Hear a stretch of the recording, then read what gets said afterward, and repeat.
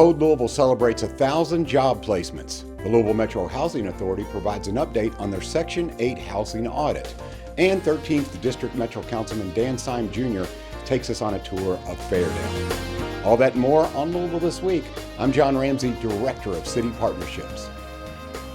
Code Louisville Software Development Training Program hit a milestone with 1,000 job placements. We've seen 1,000 people, more than that now, that have gone through the program just in the Louisville region alone and have gotten tech jobs. And we've seen everything from music majors, stay-at-home moms, medical professionals. Everybody can go through learn these skills and either take it back and advance in their current career or make a total switch. And so Code Louisville was kind of a natural step towards getting to figure out, is this a viable career path for me? And if nothing else, getting to learn so many amazing skills, getting to learn different developmental foundations and networking skills that have paid off in just droves for me. I talked to a bunch of friends and looked online of ways how I could do that, and Code Louisville came up. And I got a lot of good reviews from my friends about Code Louisville, and that was very easy for me to decide. And also, other thing is, it's a free program. So I was like, I'll just go for this so I don't have to pay a lot of money to go to college or anything like that. The truth is that Code Louisville is much more than just about technology. It's also about community, as we're showing here today. That's what makes it so special, and that's why it's been so successful. Humana held their first Humana Community Day with nearly 5,000 Humana employees volunteering their time to help address health-related needs in the city. Good morning, Humana. How can we help you, sir? Y'all good? Okay, don't forget to sign in, scan the QR code, and that shows you arrived for your shift today. I am so happy to be here. I want to thank everybody for being here on what is the first, and we hope first of many, Humana Community Day. Yes!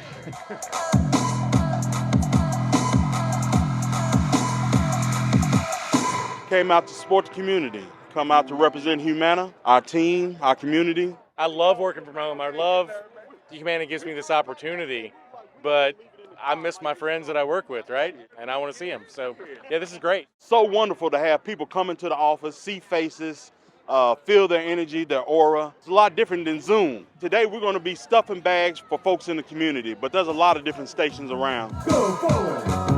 Move ahead. We are doing projects all across Louisville. Yeah. You're definitely getting it. If you look around here, you just see people excited to be with their teammates, but excited to make a difference. Jambalaya bags, rice, lentils, vegetables, and salt. We know hunger is a real issue. Food insecurity is a real challenge for people, and the fact that we have thousands of people who want to do something says something about the power of Louisville and about the power of Humana. Woo! We are packaging 1 million meals to go to families in need.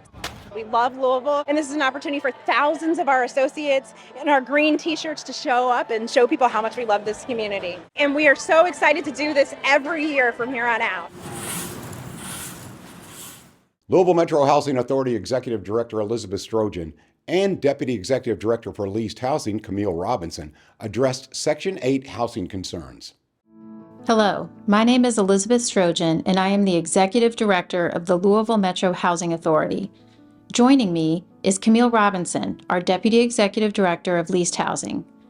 In LMHA's ongoing effort to increase transparency, rebuild trust, and strengthen our operations, we are here today to provide you with information about our Housing Choice Voucher Program, commonly known as Section 8.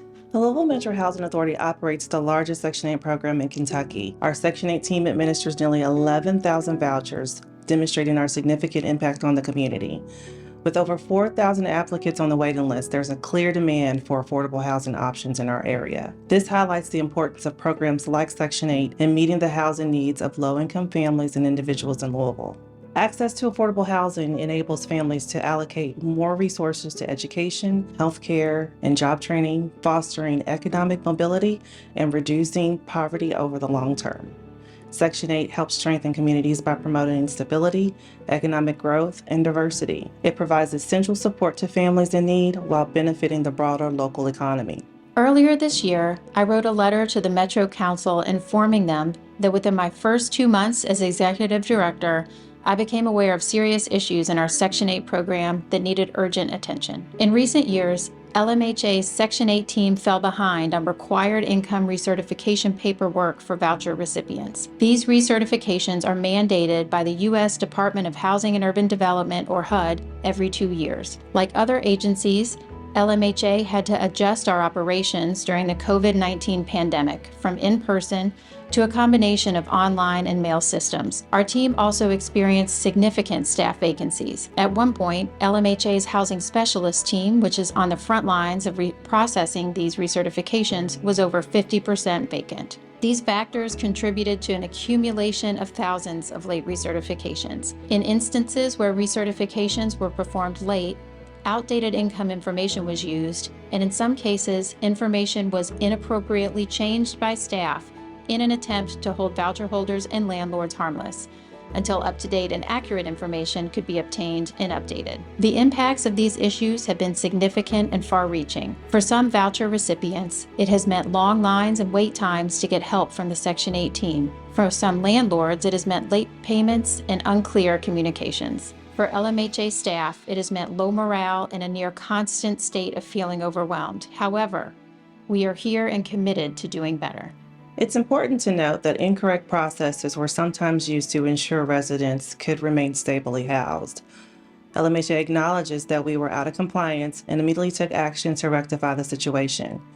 We first made immediate changes to our recertification process to address the most pressing compliance issues. Elizabeth hired me to oversee the Section 8 department, and we requested an audit of our Section 8 program policies, procedures, and practices to gain a full understanding of the areas where we were out of compliance. We recently received the final report from our outside auditors, and it confirmed what we suspected. Employee turnover contributed to a backlog of recertifications and instances of income manipulation to avoid changes in the tenant portion of rent. We also had inadequate training for staff and a lack of internal controls in the program. Meanwhile, we want to make it clear that there is no missing money. All funds have been accounted for. Our focus now is on fixing the program.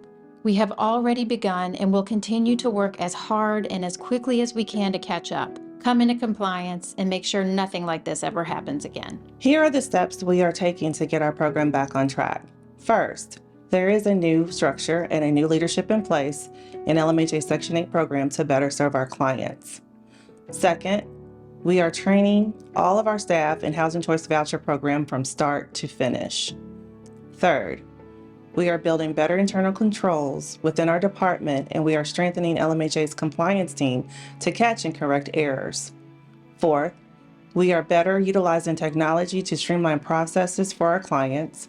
Finally, we are laser focused on customer service so that our voucher holders and landlords have a true partner in our shared goal of providing safe, quality, affordable housing for Louisvillians. I want to thank you all for taking the time to hear our updates. And I want to thank our clients and our partners for their patience as we rebuild and refocus our efforts at LMHA. Thank you, Louisville. Join Mayor Craig Greenberg for Louisville's 20th annual Hike, Bike, and Paddle. This year's hike will follow the Ohio River eastward before returning to the Great Lawn to cross the Big Four Bridge into Indiana. The bike portion will take riders around an 8-mile course that ventures into Nulu and Cherokee Park before returning to the Great Lawn. And paddlers can either launch their kayaks at the U of L boat docks and paddle west toward the harbor lawn, or launch from the harbor lawn itself. The paddle course will wind down the Ohio River before ending at the Shawnee Park boat ramp, creating a fun, rewarding trip for people of all skill levels. There will be other interactive events such as yoga, tai chi, Zumba, and other fitness activities for families and people of all ages. So join us this Labor Day on the Great Lawn for a morning filled with family-friendly fun at the Mayor's 20th annual Hike, Bike, and Paddle. The annual Worldfest is coming to Waterfront Park this Labor Day weekend. What is Worldfest?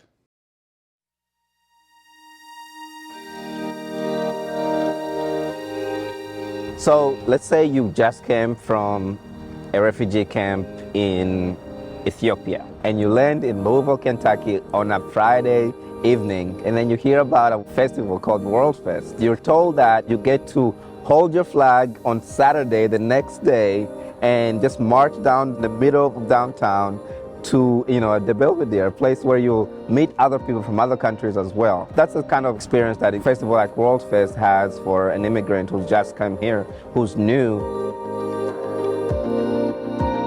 This is Worldfest, Louisville's most inclusive and diverse event, where we welcome more than 150,000 people to downtown over Labor Day weekend. What I love most about Worldfest is really that event that brings the community together. For immigrants who live in Louisville, it's really an opportunity to celebrate their heritage.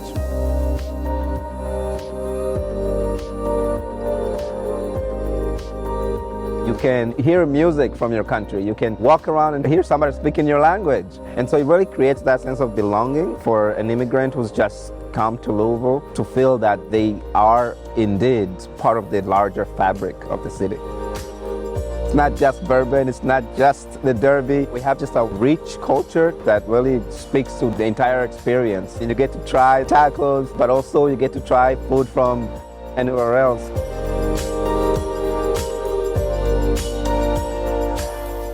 Exploring the event, you'll be mesmerized by the many incredible vendors and performers that come together in one place. Indulge in the many flavors of more than 100 vendors highlighting their heritage through food and drinks, and enjoy shopping with dozens of craft vendors from around the globe. Dance with family and friends at the 3 stages showcasing some of the best international acts around, and so much more. There's no shortage of things to do in Louisville on Labor Day weekend.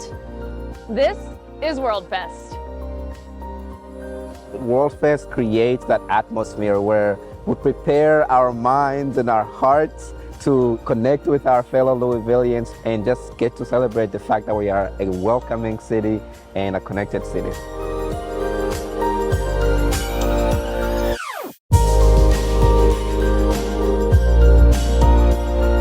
Buongiorno, d'Italia a Louisville. This is Worldfest. Desde Mexico para Louisville. This is Worldfest. Excellent job with Worldfest. Senegal, but Louisville. This is Worldfest. Denmark to Louisville. This is Worldfest. Somalia to Louisville. This is Worldfest. This is Worldfest.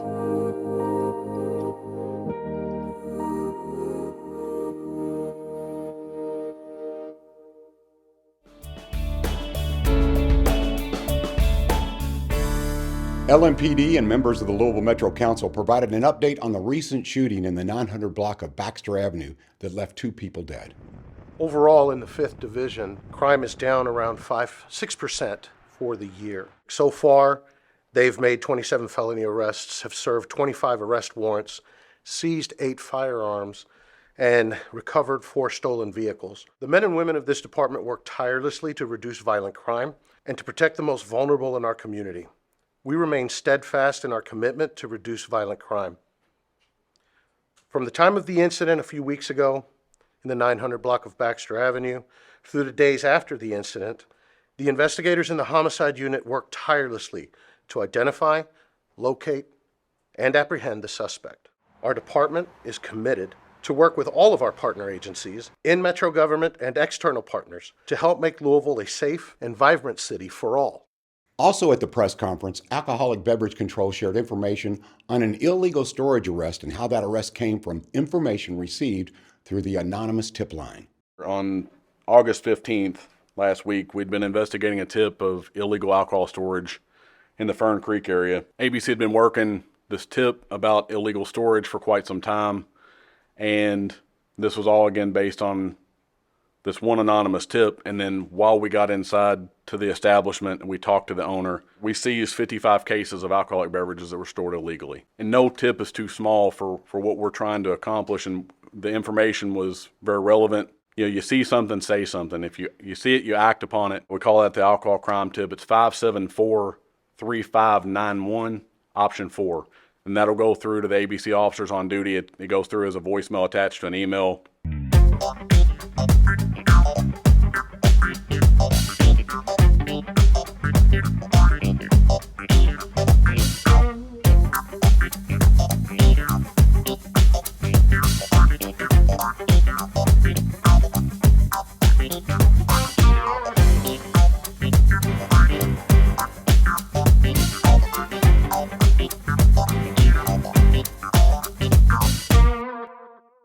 Metro Council District 13 Councilman Dan Syme Jr. takes us on a tour of Fairdale on this installment of Metro Council Chronicles. Well, we want to welcome you to the gateway to the Jefferson Memorial Forest. I'm Dan Syme Jr., Councilman District 13. We're doing a lot in Fairdale. My assistant Lisa Ammon has been working hard to get the groups together that we need to transform Fairdale and get people involved in the transformation. People have been here already to take pictures with our Gallapalooza horse that we've got. Got a lot of ideas we want to do. We want to make this roundabout in this area here look like and resemble a gateway to the forest. The hardware store is going to let us put murals on the side of their buildings. So a lot of fun things we're getting to put together to enhance Fairdale. One of the biggest things and accomplishments that Lisa and I have had, and the most joy we get out of this, is what we're doing with the senior program here at the Platorium. They did not have that, and now they anticipate the morning. You know, they can't wait. They get anxious, and it's really neat to see. It keeps me moving, and we have fun just socializing with each other. I like music, so it's interesting to me. Now we have a big video screen and everything, so it makes it real nice, very nice. 1, 2, and 3. We have 25 seniors that are exercising every day, and they look forward to the programs. This one took me about 2.5 months, and it's all hand done. Happy Heart Quilters. That's what we call ourselves. Mostly all quilting And talking. and talking. If they have messes up in them, it's okay.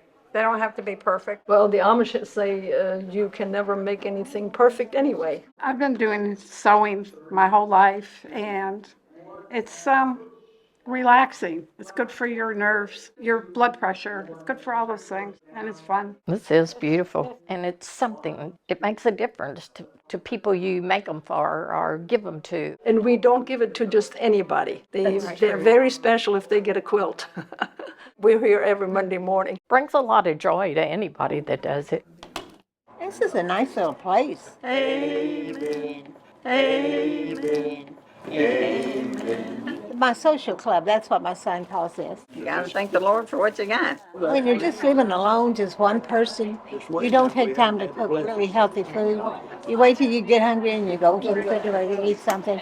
So I really look forward to this every day, and I eat every bite. We have a real balanced meal every day, and they put it on the door over there so that you know what you're eating. This is donated by Shirley's Way. This will feed 200 people for 7 days. And we have fruit, protein from Slim Jims, crackers, and then you come in here, and all of this food was donated by Shirley's Way, and we're able to give this to the seniors when they leave. They'll come in and take food, and then the school, Fairdale Elementary, is going to utilize this to help some of their needy students. So this is going to be a welcome for Fairdale. We do not have a grocery store here in Fairdale. It's hard for some of the folks to even get provisions. We desperately need a store here. It's a food desert. We now are able to offer them some food through the food pantry, and then we now have also Kroger Mobile Market coming in with a 40-foot trailer, and some of the seniors get to do some of their shopping with produce and meats. So that's been a win-win. And one Saturday every month, we open up the Platorium, and they'll come and line up and they'll distribute. This is all the food. This was completely empty when I took over. The old people have a hard time getting around. And here we can provide something to them, put it in their car for them. So that makes us feel good.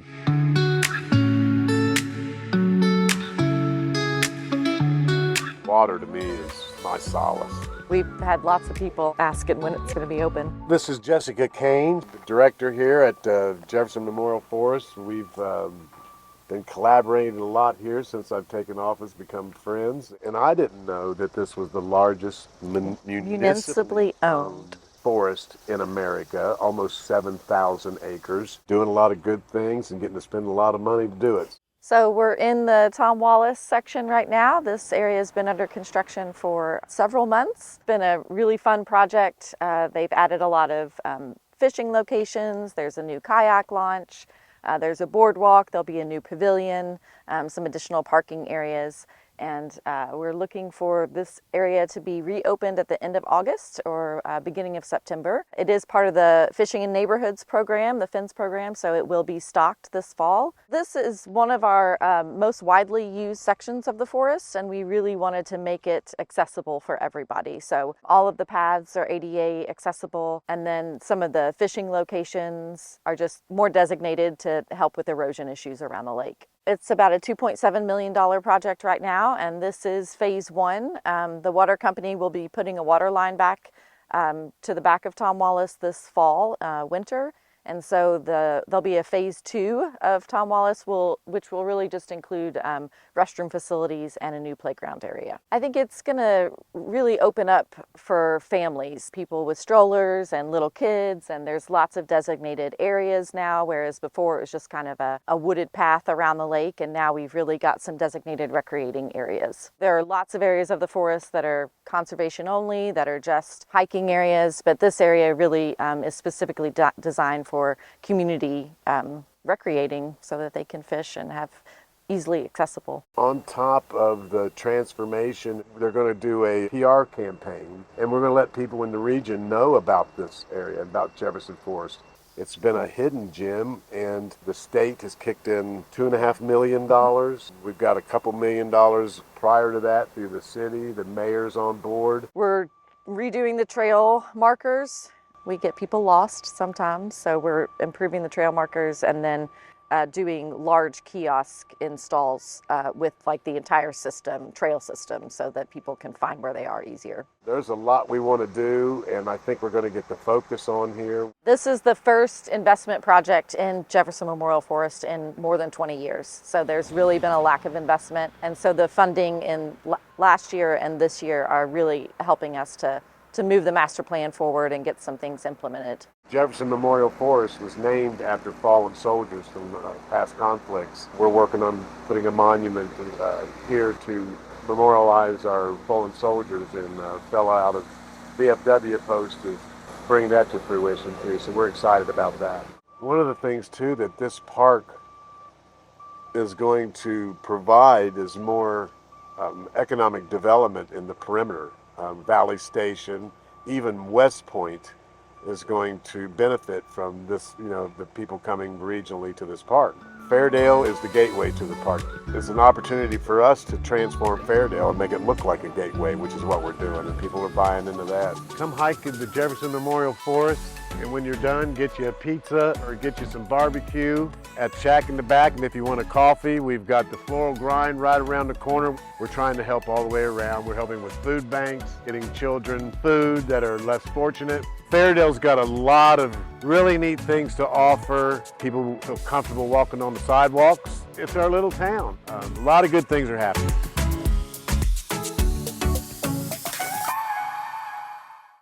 Enjoy 7 acres of international music, cuisine, and culture at Louisville's 22nd annual Worldfest. The 4-day event will feature a parade of cultures, 3 stages of entertainment, and more than 150 international vendors with merchandise, art, food, and beverages. All in a global village highlighting cultures from around the world. And best of all, it's family friendly and free for all ages. Take in all the sights, sounds, and activities in the heart of downtown at Louisville's scenic Belvedere overlooking the riverfront. Worldfest will take place Labor Day weekend 2024, running from Friday, August 30th to Monday, September 2nd. So come on out and explore the rich and vibrant mix of nationalities that help make Louisville one of our nation's most diverse cities. JCPS first-year teacher Kaylin Florence was a 3rd grader at Breckenridge Franklin Elementary in the same classroom where she is now teaching. Both of Kaylin's parents are visually impaired, and she uses her life experiences to help students navigate their education.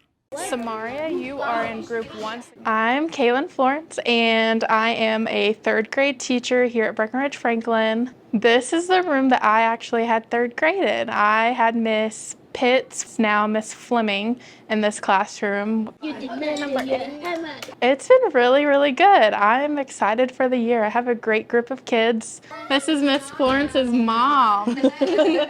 And a fun fact about Miss Florence and Miss Florence, my mom, and my dad are visually impaired.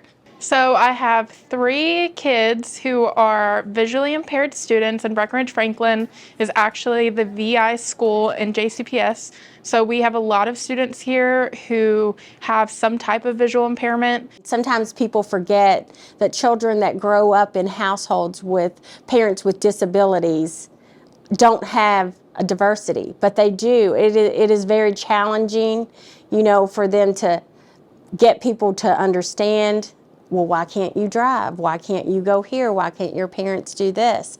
When I got my roster at the beginning of the year and I saw what kids I had, I was actually very ecstatic because I could bring them some comfort in knowing that I had some background with it. I'm not somebody who is new to the community and has no really background knowledge of what they're going through.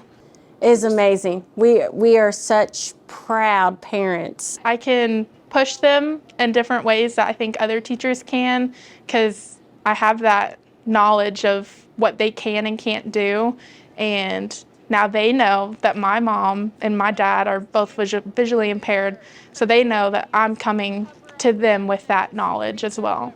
They get to live a normal life in the classroom. They have extra resources like the CTVs or their iPads, or we do enlarged prints for them. Sometimes just walking down the halls or walking into the cafeteria, I'm like, oh, I feel like a little kid again.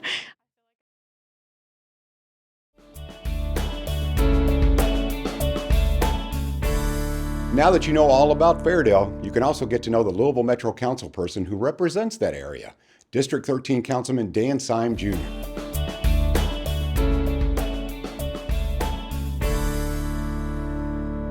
Hello, my name is Dan Syme, and I'm the Metro Councilman for the 13th Metro Council District. I was first elected to the Metro Council in November of 2022 and was sworn into office in January 2023. Prior to joining the Metro Council, I led efforts to improve policies in state and local governments on a myriad of issues ranging from medical cannabis to motorcyclists' right to decide whether to wear a helmet. I'm a proud graduate of Dawes High School, where I played football. I believed in vocational training, and I have served as youth football coach at the Farnsley Middle School for many years. Since joining Metro Council, I've been focused on public safety, delivering improved infrastructure, and representing the underserved South End. District 13 starts in the heart of Fairdale and stretches west towards Valley Station, north to Iroquois Park, and east to Preston Highway. District 13 is the proud home of one of our nation's largest urban forests in the Jefferson Memorial Forest. With over 6,600 acres of land, the forest features scenic hiking trails, horse trails, camping spaces, and Tom Wallace Lake. The forest stretches beyond our district and brings in visitors from all over the region. District 13 is also home to Nelson Hornbeck Park, the Fairdale Library, and the Fairdale Platorium, each of which are great community assets that I am focused on improving and enhancing. To learn more about District 13, you can reach out to me at 574-1113 or via email at dan.syme@louisvilleky.gov. Alicia Keys, a 1-year-old spayed female, is looking for a new home. Although they can't know for sure, Louisville's Metro Animal Service's best guess is that she's a lab bully breed mix.